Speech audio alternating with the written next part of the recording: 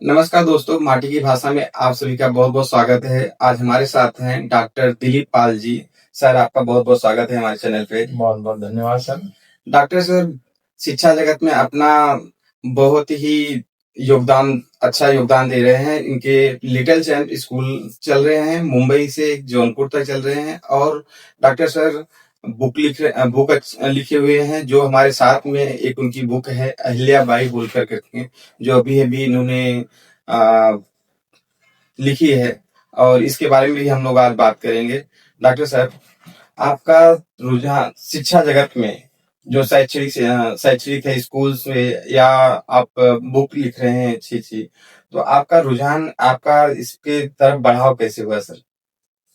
चूँकि नमस्कार, पहले मैं डॉक्टर दिलीप पाल, मैं एक कॉमर्स ग्रेजुएट हूँ, उसके बाद में आगे पीएचडी की है।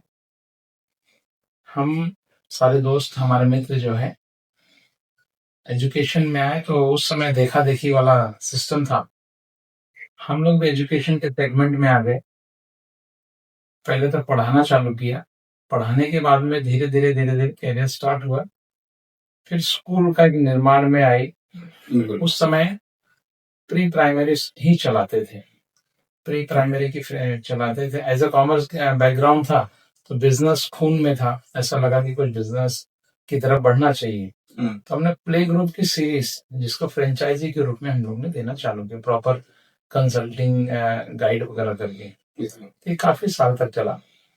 फिर 2014 में ये समझ में आया कि गांव में भी कुछ करना चाहिए, क्योंकि जैसे महाराष्ट्र हमारी कर्म भूमि है, तो ये समझ में आया कि यूपी हमारी जो गांव है, जन्मभूमि है, तो वहां भी कुछ करना चाहिए। तो वो सिलसिले में गांव की तरफ गए और फिर धीरे धीरे लेखक की तरफ ये हुआ कि समय काफी होता है, मैं समाज को क्या दे सकता हूँ।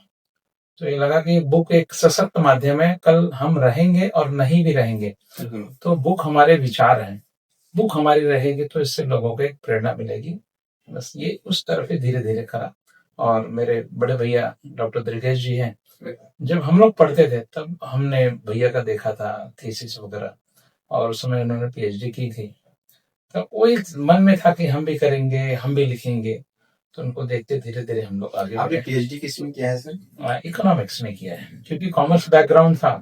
तो बीकॉम हुआ, बीकॉम के बाद एमकॉम हुआ, एमकॉम के बाद में फिर सर, आपने पीएचडी कॉमर्स में किया, फिर शैक्षणिक, ये मतलब कहाँ से आपके भाव आए, मतलब अंदर से कि हाँ ऐसा कैसा होना चाहिए? नहीं, कैसा है ना, कॉमर्स है तो कॉमर्स के लिए बहुत सारे विकल्प हैं सर। बहुत सारे विकल्प हैं। तो मैं कॉमर्स में भी आके तो बिजनेस में ही आया लिटरली लास्ट में। कोचिंग चलाए, कोचिंग चलाने के बाद में फिर प्री प्राइमरी स्कूल में प्रॉपर एक सेवा के साथ में, मतलब सामाजिक सेवा के साथ में बिजनेस है ये।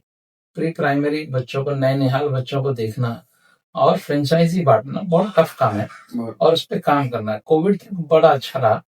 कोविड में फिर 2 साल बंद हुआ।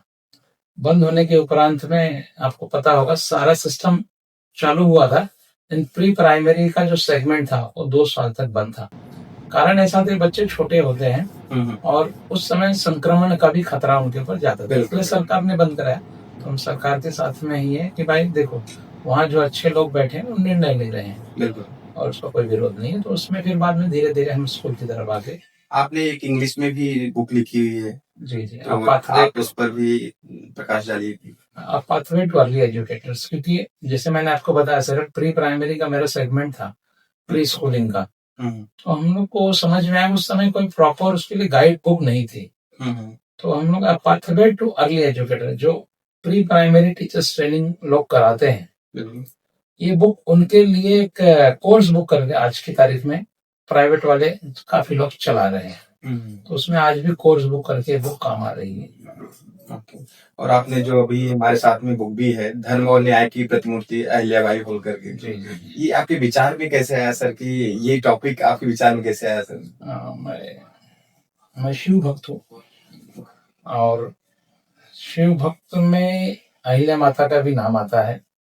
और ये एक ऐसी महिला थी जो नॉर्मल घराने से ताल्लुक रखती थी। आगे इनका विवाह हुआ, एक अच्छे परिवार में विवाह हुआ, लेकिन कुछ समय के बाद में आप देखेंगे तो कुछ समय के बाद में इनके पति का देहांत हो गया, इनके ससुर जी का भी देहांत हो गया। जब इनका देहांत हुआ तो लोगों उस समय प्रथा थी, सती प्रथा थी। सती प्रथा थी, सती प्रथा लोगों इन्होंने सती होने के लिए भी गया, लेकिन इनके जो ससुर जी थे उन्होंने उनको रोका। तब उनके ससुर जी जीवित थे, पति की पहले मृत्यु हुई थी, तो उन्होंने रोका और बोला आपको आगे भी काम करना है।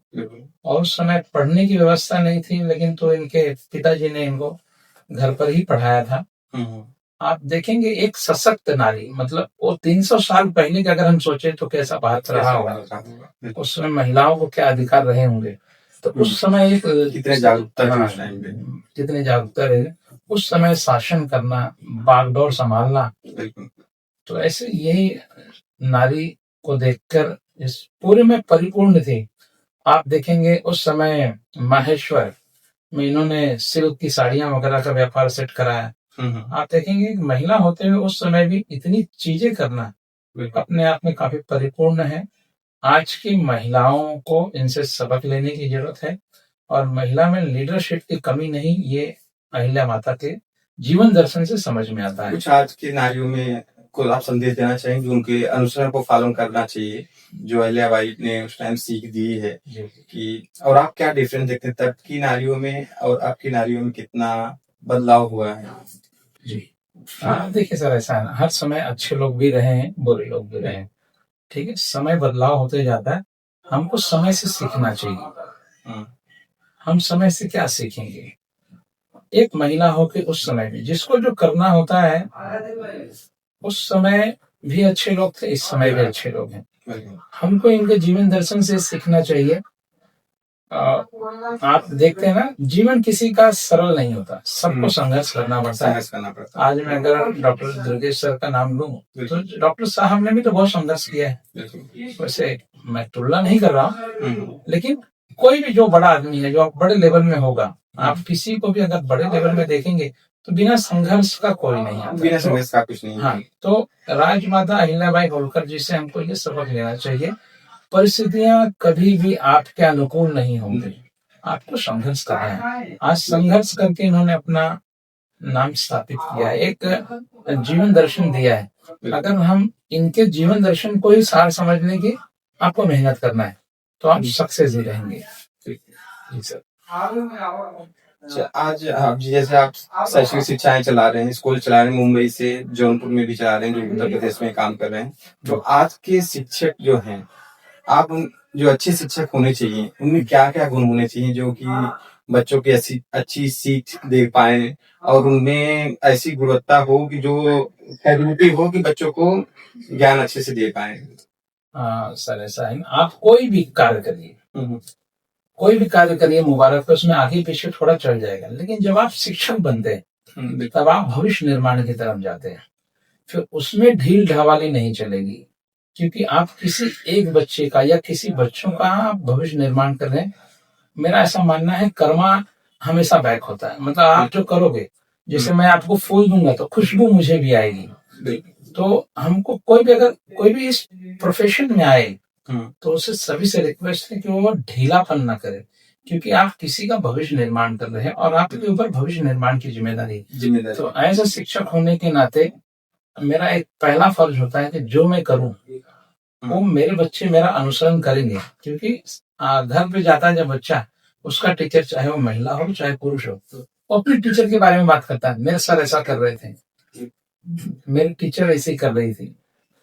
तो मेरा यही है कि अगर कोई शिक्षा के क्षेत्र में आए तो हमेशा अपने आप को एक आदर्श बना के रखें, क्योंकि लोग आपको फॉलो करते हैं, समाज आपको फॉलो करता है। अच्छा, आज के जमाने में जो बच्चे पढ़ने जा रहे हैं, खासकर ये नवयुग में जो बच्चे आए हैं, तो अंग्रेजी को बहुत ही बोलते हैं कि अगर अंग्रेजी आपको अच्छे से नहीं आती है तो आप आगे नहीं बढ़ पाएंगे या आप उस लेवल पे शिक्षा नहीं प्राप्त कर पाएंगे, क्योंकि हम भी 90s के जमाने हैं, आप भी उसके पहले के पढ़े हुए हैं। तो उस टाइम पे अंग्रेजी की इतना ज्यादा महत्व था नहीं करके, लेकिन फिर भी सब आगे बढ़े ही हैं। तो आप अंग्रेजी को कितना माध्यम मानते हैं आगे जाने के लिए?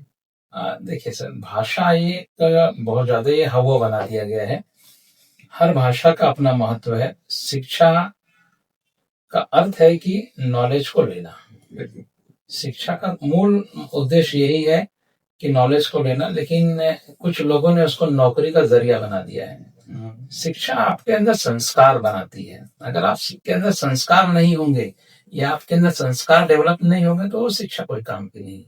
और जो आपने बात किया कि इंग्लिश का जो हवा है, इंग्लिश का हवा कुछ लोगों में है, बाकी लोग तो एज अ लैंग्वेज यूज कर रहे हैं, और हमें उसको as a foreign language, business वाला लैंग्वेज ही मानकर पढ़ना चाहिए, बाकी उसको बहुत ज्यादा इंपॉर्टेंस नहीं देनी चाहिए। आज के स्कूलों में मुंबई में खासकर और गांव में भी, जो उत्तर प्रदेश के बड़े बड़े शहरों में जो स्कूल्स नामी गिरामी हैं, वो एडमिशन के नाम पे डोनेशन अच्छी खासी मोटी पैसे ले रहे हैं और फीस भी अच्छी खासी मोटे ले रहे हैं। तो आपको नहीं लगता कि शिक्षा पे प्रभाव पड़ रहा है, या ऐसा करना चाहिए? ऐसा क्यों हो रहा है? सभी के साथ देखिए, ये तो आपने बहुत अच्छा बात किया। ये सभी की व्यवस्था होती है और आदमी अपने व्यवस्था के हिसाब से चार्ज करता है। जहां बड़े के यहाँ जाते हैं वहां लोग बड़ी फीस देते तो लोग अपना स्टेटस सिंबल समझते हैं। पढ़ाई तो सब जगह एक ही है, और गवर्नमेंट अन्य देखेंगे तो गवर्नमेंट से भी रिक्वेस्ट है कि वो एक सिलेबस करे। कारण कहते जब सब जगह एक ही बुक होगी तो पढ़ाई का कोई दिक्कत नहीं। और आप एक चीज पे गौर करिएगा, जहां अभाव है वहीं बच्चे पढ़ते हैं। कोई ऐसा फिक्स नहीं कि बड़े स्कूलों में ही बच्चे काफी पढ़ते हैं, और जिनको करना होता है ना सर, वो कम में भी कर जाते हैं, और जिनको नहीं करना होता वो बहुत बड़े में भी नहीं कर पाते हैं। एक चीज और देख रहे हैं, जो बड़े बड़े स्कूल फीस ले रहे हैं वो पढ़ाई भी कम, वो दुनिया भर के आडम्बन से, कभी ये डे वो डे फलाना डे ढकाना डे, मतलब बहुत सारी चीजें चल रही हैं। हमारे भी बच्चे देख रहे हैं, आप भी देख ही रहे, आप तो उस शिक्षा के ही जगत में आप काम कर रहे हैं। तो ये कुछ ज्यादा नहीं, मतलब पढ़ाई पे फोकस कम और बाहरी चीजों में, और उस पर मतलब महत्व जो देना चाहिए, बेसिक जो तैयार करना चाहिए, उस पर फोकस कम है। अभी तो सर ये वहाँ के पेरेंट्स को सोचना है ना, क्योंकि जब वहाँ का पेरेंट्स संतुष्ट हो, पैसा दे रहा है, तो इसमें मैं और आप टिप्पणी करें तो उचित भी नहीं है। बिल्कुल, बिल्कुल। तो अभी जैसे न्यूज में आ रहा है, और उत्तर प्रदेश के सरकारी स्कूलों के बारे में, कि बहुत सारे 5,000 से लगभग कुछ ऐसे न्यूज में चल रहे हैं, 5,000 से स्कूल हमारे उत्तर प्रदेश में बंद कर दिए गए हैं। बहुत तो ऐसे भी अभी मैं देख रहा हूँ कि जो वीडियो जा रहे हैं, वहां पे बच्चे पढ़ रहे हैं और वो रिक्वेस्ट कर रहे हैं गवर्नमेंट से कि आप बंद मत करिए, हमारा दूसरा स्कूल का जो आप ट्रांसफर कर रहे हो, दूसरे स्कूल पढ़ने के अलाउ कर रहे हो, वो बहुत ज्यादा दूर है, तो आप बंद ना करिए। ये क्या है, मतलब सरकार को ऐसा क्यों करना पड़ रहा है? क्योंकि अगर शिक्षा की आप बात करते हैं कि शिक्षा से ही सशक्त होते हैं, तो आप ऐसे स्कूल क्यों बंद कर रहे हैं? अभी सर देखो, ये तो वहाँ के जो स्थानीय जनप्रतिनिधि हैं, ये उनका मुद्दा है, और वहाँ के जनप्रतिनिधियों को ये मुद्दा उठाना चाहिए। अगर गवर्नमेंट आज स्कूल बंद कर रही वहाँ का, उन्होंने पहले सर्वे किया होगा, स्थानीय जनप्रतिनिधि से उसका रिपोर्ट लिया होगा। ये आप देखो, सोशल मीडिया पे देख रहे हैं, सोशल मीडिया पे आपको ही पता है, मुझे ही पता है कि कितनी चीजें सत्य होती है। तो as a school, as educationist, मेरा इस बातों पर कमेंट करना उचित नहीं है। प्राइवेट और गवर्नमेंट की स्कूलों में आप क्या कंपेरिजन करते हैं? कितना शिक्षा का, कहाँ पे अच्छी शिक्षा है या कहाँ पे सुधार होनी चाहिए? शिक्षा तो सर सब जगह है, लेने वाले लोग होने चाहिए। क्या होता है, प्राइवेट में आदमी बच्चों के पीछे मेहनत करता है, सरकारी में बच्चों के पीछे मेहनत पेरेंट्स शायद नहीं करता। जहां करते हैं वहां रिजल्ट भी आता है, ऐसा नहीं कि सब जगह है, बट ये रेशियो काफी डिफरेंस है। जहां गवर्नमेंट में पेरेंट्स मेहनत करता है वहां बच्चा रिजल्ट भी देता है। आप देखेंगे बड़े बड़े IAS PCS या बड़े बड़े अधिकारी आप देखेंगे गवर्नमेंट स्कूल से ही बनते हैं। बिल्कुल। हाँ, प्राइवेट से भी बनते हैं, ऐसा नहीं कि नहीं बनते हैं, बट वो रेशियो कम है। आपको नहीं लगता अभी के समय में जो प्राइवेट स्कूल्स हैं, एक बिजनेस होते जा रहा है? प्राइवेट तभी गवर्नमेंट क्योंकि देखिए आप भी प्राइवेट स्कूल चला रहे हैं, इसलिए आपसे भी पूछ रहा हूँ। तो शिक्षा पे कम पैसे पे ही गवर्नमेंट, ये तो गवर्नमेंट को स्टेप लेना है। अभी जो बिजनेस कर रहे हैं वो बिजनेस उचित नहीं है।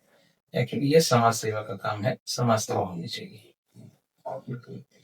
समाज में अभी जो बच्चे तैयार हो रहे हैं, पढ़ाई कर रहे हैं, तो उनके लिए कैसे उनका दिनचर्या होंगे कि वो अच्छे संस्कार या अच्छी शिक्षा के लिए क्या करने चाहिए? हाँ, ये बात आपने सर बहुत सही पूछा। क्या हो गया, देखिए पहले एक संयुक्त परिवार होता था। संयुक्त परिवार में जैसे माँ पिताजी बिजी हैं, बिल्कुल। तो बाकी चाचा चाची दादा दादी या बुआ वगैरह देख लेते थे बच्चों को, बच्चों को समय देते थे। अभी आज का ये परिवेश हो गया है कि सब बिजी है, समय नहीं दे पा रहे हैं। बच्चे पता चला बोर्डिंग में डाल दे रहे हैं। बिल्कुल। बच्चों पर अगर बच्चों पर आप समय नहीं देंगे तो बच्चा आपको कहाँ से समय देगा। तो वो एक जो पर्सनल टच है, आप देखेंगे जहां पर्सनल टच की कमी है वहीं ये इश्यू हो रहे हैं। तो बच्चों को आप समय दीजिए, उनके संस्कार देखिए। बच्चा हमसे ही सीखता है, बच्चा हमारे घर से सीखता है। संस्कार घर से ही शुरुआत होते हैं। टीचर देने की कोशिश करता है, लेकिन अभी आप घर पे समय नहीं दोगे तो बड़ा से बड़ा स्कूल डालने में वो वेस्ट ऑफ टाइम है। अभी के बहुत सारे लोग ऐसे हैं जो बेरोजगार हैं, बीटीसी दुनिया भर की अपनी शैक्षणिक शिक्षाएं कंप्लीट कर लिए हैं, घर पे बैठे हैं। तो आपको कुछ उनके लिए सुझाव है आपके, और कुछ रास्ते हैं जिससे आप अभी कोई बुक लिखना तो चाह रहे हैं लेकिन वो अपना कदम आगे नहीं बढ़ा पा रहे या कल बोले तो आगे नहीं बढ़ पा रहे हैं, तो उनको कुछ आप गाइडेंस देंगे? कोई अगर बुक लिखने में इंटरेस्टेड है या कुछ और फील्ड में, बुक तो आप क्या लिखना, सजेशन बुक देंगे? लिखना रहे तो हमारे मित्र हैं, हमारे बुक के पब्लिशर हैं, नीलम पब्लिशर, नीलम पब्लिकेशन के दिनेश वर्मा जी से संपर्क कीजिए। बड़े रियायत में पब्लिश करते हैं, और ये तो मैं सुना हूँ कि काफी लोगों के निःशुल्क भी कर देते हैं। और रही बात जो घर बैठे हैं, तो देखिए बहुत सारे ऑप्शन हैं। आप ऑनलाइन बच्चों को कोचिंग दे सकते हैं, आप फॉरेन में भी लोगों को पढ़ा सकते हैं ये ऑनलाइन के माध्यम से। आप पहले ऐसा होता था कि आप एक के लिए तैयारी कर रहे हैं, समय दे रहे हैं, वो एक समय था। अभी प्लेटफॉर्म्स बहुत ओपन है, आप उसका फायदा लीजिए। और अगर इस समय भी आप बैठे हैं, देखिए काम तो सबको है, लेकिन लोग अपने मनपसंद का काम खोजना चाहते हैं, तो वो समय जाएगा ना सर फिर, क्योंकि अगले के यहाँ भी वैकेंसी होना चाहिए। हमारे यहाँ जनसंख्या भी खूब है, अपॉर्चुनिटीज आप खोजिए, मिलेगा जरूर, आज का आज नहीं मिलेगा सर। आपका बहुत बहुत धन्यवाद सर, आप हमारे चैनल पे आए और आपने समय दिया है, इसके लिए माटी के चैनल पे आपका बहुत बहुत स्वागत है। बहुत बहुत धन्यवाद सर। माटी के चैनल को मेरी बहुत बहुत शुभकामनाएं। आप मेरे छोटे विचार को साझा किए, इसलिए बहुत बहुत धन्यवाद। धन्यवाद।